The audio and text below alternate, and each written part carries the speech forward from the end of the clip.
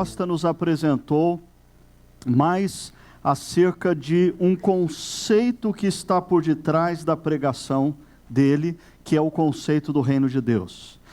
Eu queria ficar no meio do caminho entre o meu amigo Renato e o meu amigo Costa. Eu queria falar com vocês brevemente sobre, talvez, a metodologia que está por detrás do que eu faço domingo após domingo, quando eu tenho que pregar a palavra. Mas, para você entender isso, eu costumo dizer que você entende melhor os conceitos de uma pessoa quando você conhece a história da pessoa. Então, rapidamente, de 95 a 96, foi o período em que eu fui para os Estados Unidos, no Kelvin, e eu tive pela primeira vez o contato com algumas pessoas, através do pensamento delas. Foi o encontro, eu diria, de um jovem pastor com pensamentos de Newbigin, de Bosch, de Van Gelder. Van Gelder é alguém que é pouco conhecido no nosso meio, mas ele era o professor de missões urbanas no Kelvin também naquele momento, e ele que me introduziu vários desses pensadores, e isso começou a mexer com a minha cabeça.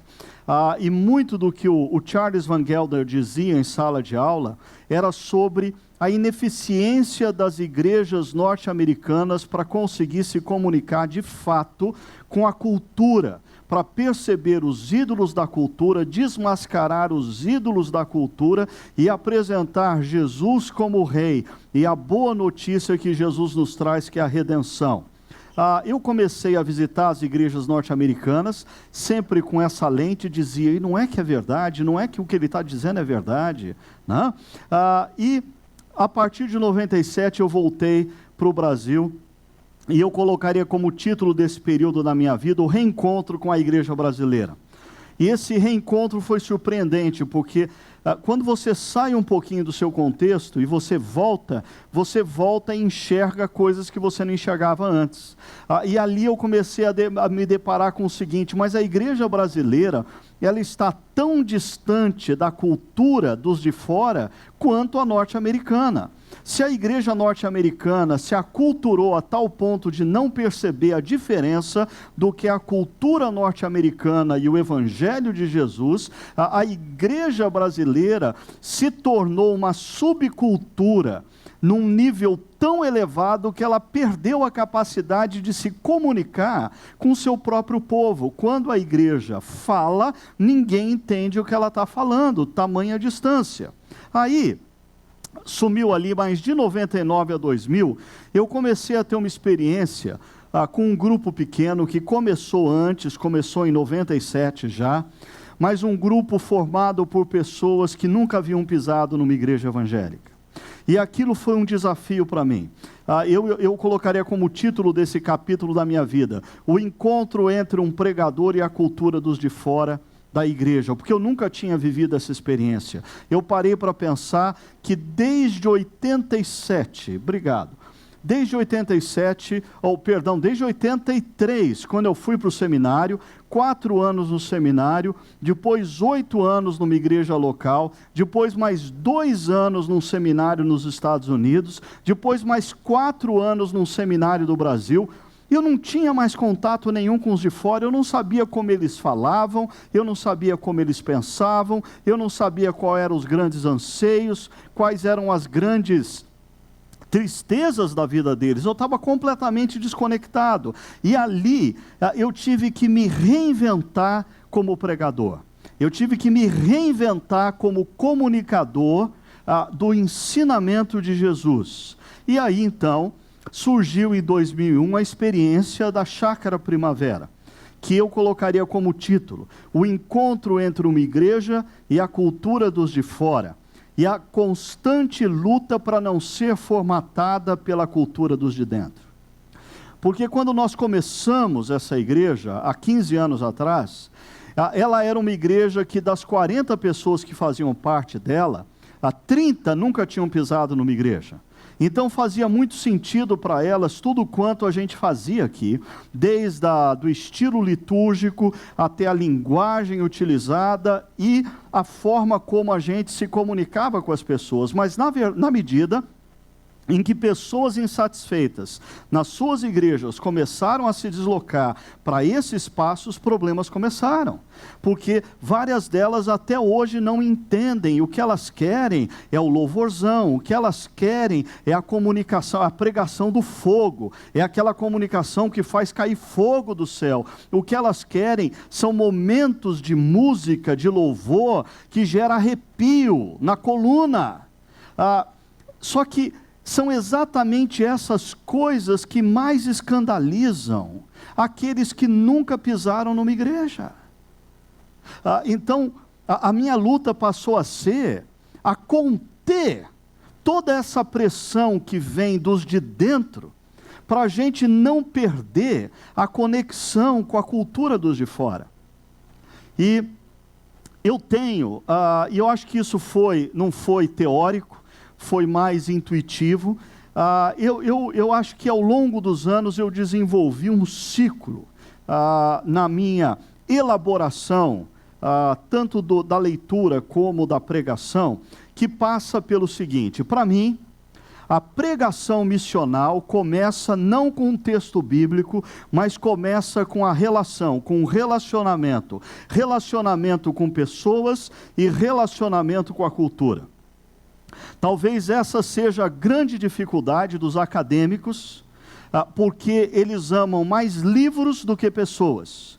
Essa talvez seja a grande dificuldade dos reverendos e ministros religiosos, porque eles passam mais tempo dentro do escritório do que em contato com as pessoas, em contato com o mundo, para perceber quem são as pessoas, quais são as perguntas, quais são os questionamentos, quais são as crises, quais são os anseios, quais são os sonhos.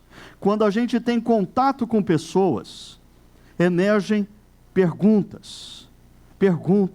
As pessoas levantam perguntas, a gente começa a entender o que os de fora estão perguntando, porque os de dentro, as perguntas deles são: quando Jesus vai voltar? A gente deve adorar de domingo ou de sábado? Pode levantar a mão ou não? Pode bater palma ou não? Pode usar bateria ou não? Absolutamente ninguém de fora da igreja tem essas perguntas. E essas perguntas feitas pelos de fora revelam para nós crises, anseios, e principalmente por detrás das crises e anseios, você percebe os ídolos dessa cultura. Mas aí então entra as Escrituras, porque as Escrituras nos apresentam uma diferente narrativa.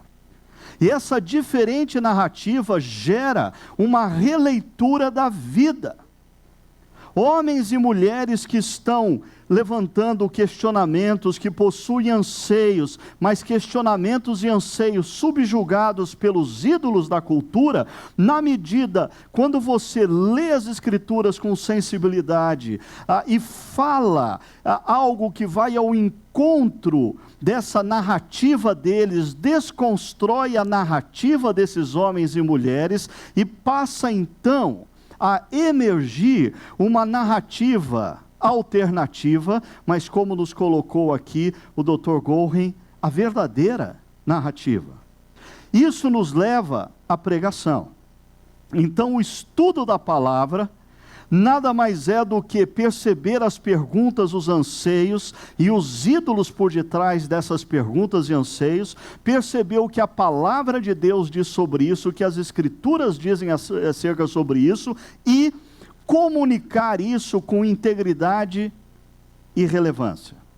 Esses dois elementos já são conhecidos por muitos aqui que têm acompanhado o CTPI. A integridade é o caráter inegociável da palavra de Deus, dos seus princípios e valores. A relevância é a nossa capacidade de ouvir as perguntas, os anseios daqueles que estão do lado de fora da igreja e comunicar com integridade, mas relevância, de maneira que faça sentido. Quando você prega assim, você tem diferentes reações. O Eugene Peterson trabalha essas reações. Ele diz que pessoas simplesmente levantam e vão embora, e elas não vão aparecer mais, mas você tem que ir atrás delas, porque alguma coisa as incomodou a tal ponto delas se desconectarem. Então começa o trabalho pastoral de ir ao encontro das pessoas. Outras reagem diferente. Elas se sentiram tão incomodadas que quando termina a reunião, elas vêm ao teu encontro e dizem: pastor, o senhor teria 5 minutos para mim essa semana? Será que a gente poderia tomar um café? Eu queria conversar sobre uma coisa com você. Ou seja, existem pessoas que vão e nós precisamos ir atrás delas. Existem pessoas que vêm e nós precisamos acolher essas pessoas, mas existem aqueles que ficam sentados apáticos, e você acha que eles estão parados e apáticos porque eles estão completamente formatados pelos princípios e valores das Escrituras, e não é verdade. Eles estão sentados e apáticos porque eles acham que o que você falou não tem absolutamente nada a ver com a vida deles. Você ainda não acertou o coração dessas pessoas, você não conseguiu ainda compreender como desconstruir toda a estrutura mental, como Paulo fala, de anular os sofismas que regem a mente das pessoas e fazem com que elas vivam longe de Deus. Esse é um ciclo que normalmente ele está presente na minha vida pastoral, porque para mim o relacionamento com as pessoas é inegociável, da relação com as pessoas e com a cultura que eu percebo as perguntas eu levo às Escrituras, as Escrituras me dão a resposta, e a pregação para mim é a resposta bíblica para os anseios, crises e ídolos da nossa cultura, e as pessoas reagem de diferentes formas, o que faz com que eu volte a me relacionar com elas. Agora, um segundo e último conceito é o que eu vou chamar de aplicação missional.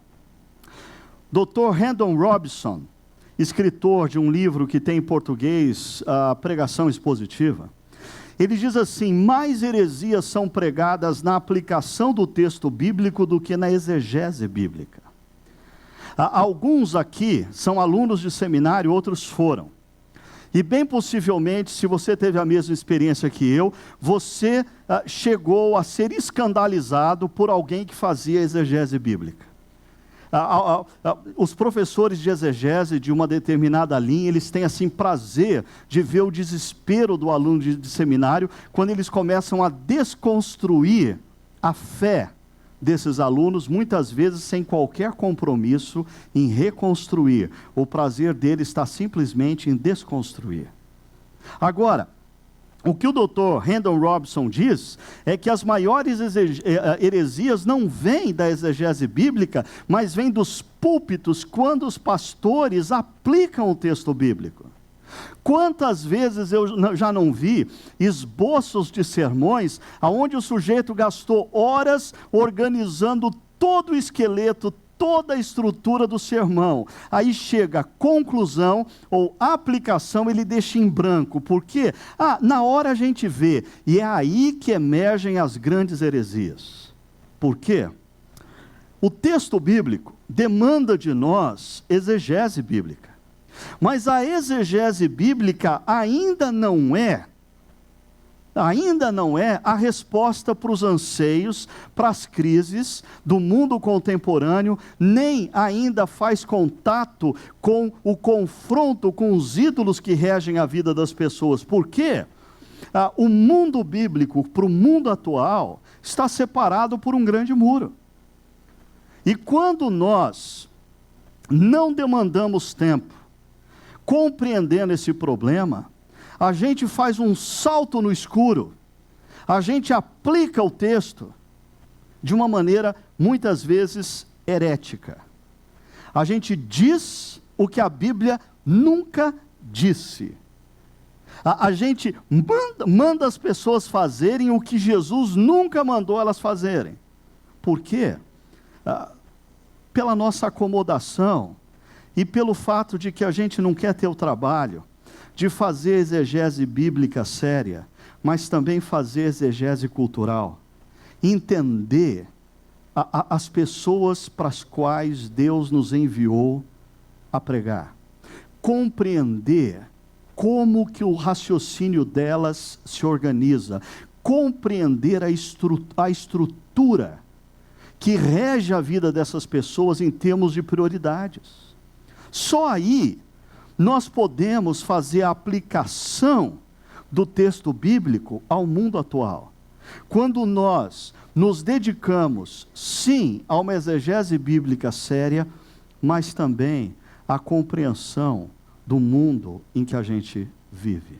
A compreensão da lógica mental, da organização, a estrutura emocional das pessoas para as quais Deus nos mandou falar. Mas para isso você tem que voltar naquele ciclo inicial e perceber quão importantes são os relacionamentos. Quão importante é você conversar com as pessoas olhando nos olhos delas. Quão importante é você deixar um pouquinho o seu celular, sair fora do Facebook e começar a se relacionar com as pessoas de carne, pele e osso, gastar tempo conhecendo essas pessoas na vida, sentindo o cheiro delas, percebendo a reação facial delas. Nós estamos, talvez a geração anterior de pastores eram pastores de gabinete. Hoje, a geração emergente é uma geração de pastores de Facebook. Conhecem as pessoas pelo Facebook. Não conhecem as pessoas na vida real. Gastam mais tempo no mundo virtual e o que é pior, não só o problema do não conhecer de fato as pessoas, como o principal problema que muitas vezes as redes sociais nos apresentam, de nós nos apresentarmos não de fato como nós somos, mas como nós gostaríamos de sermos vistos. Logo, nós não conhecemos as pessoas e as pessoas não nos conhecem.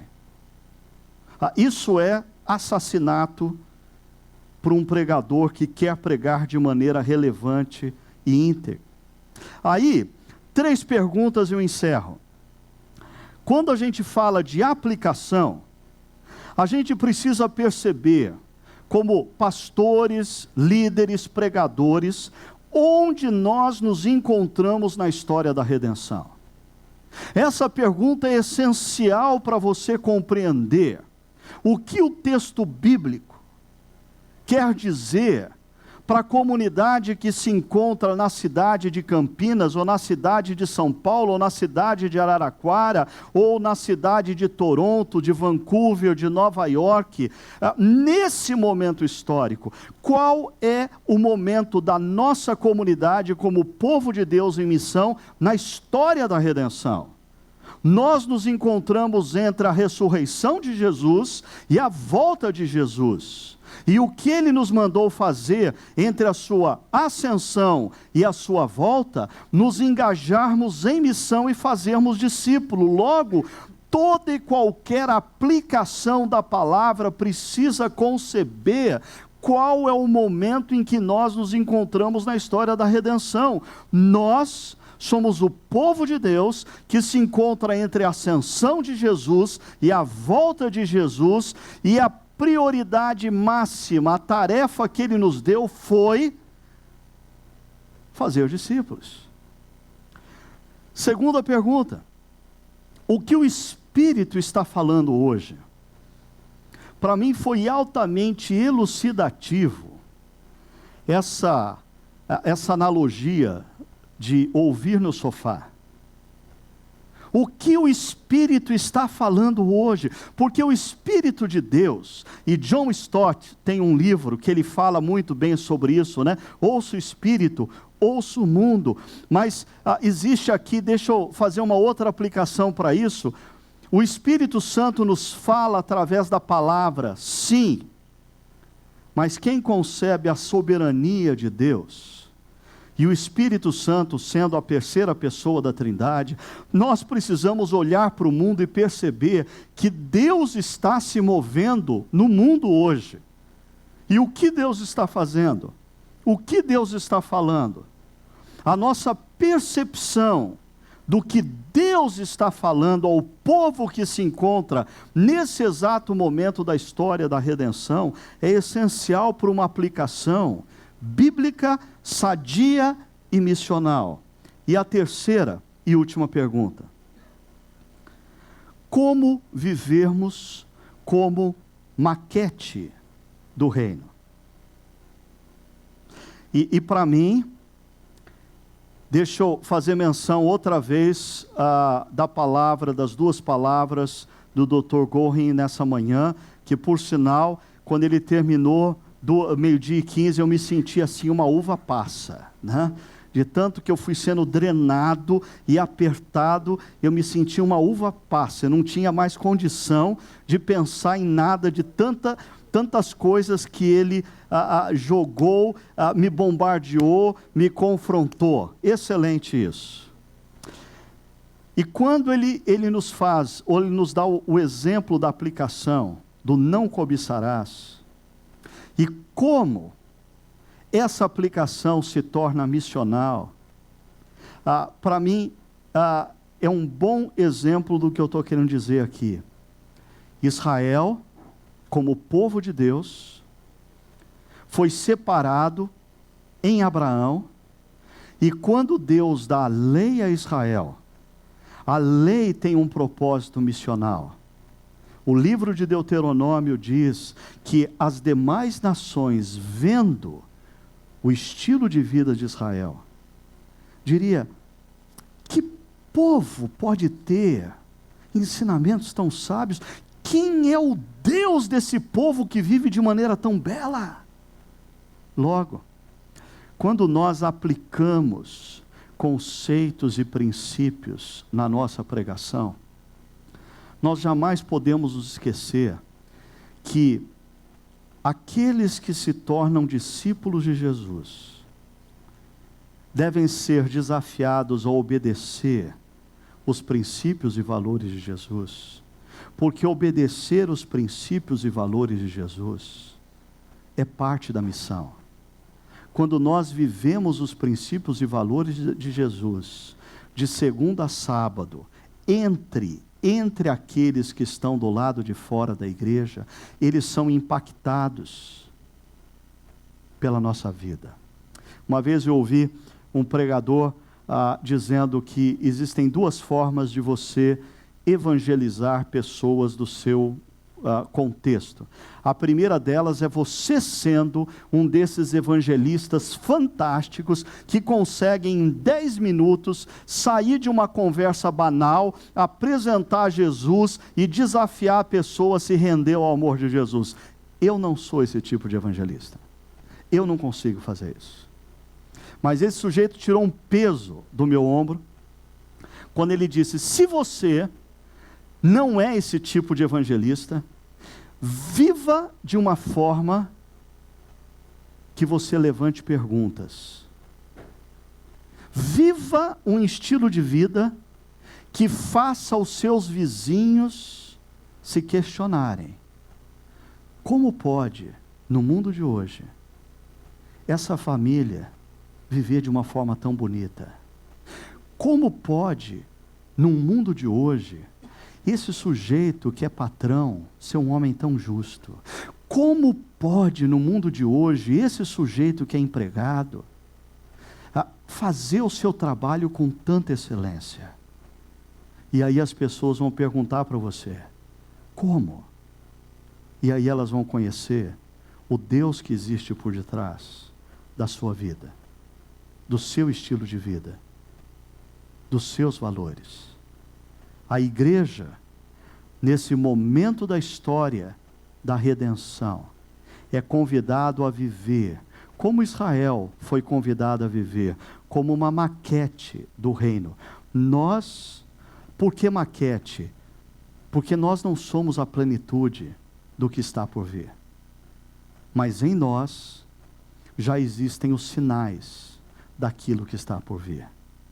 Desafiarmos o nosso povo a viver os valores e princípios do reino é desafiar a igreja a se tornar, na sociedade de hoje, uma maquete do reino de Deus. Por detrás de tudo que eu tenho feito, tem esse ciclo que eu apresentei para vocês, e tem essa constante busca de uma aplicação que seja bíblica, saudável e missional.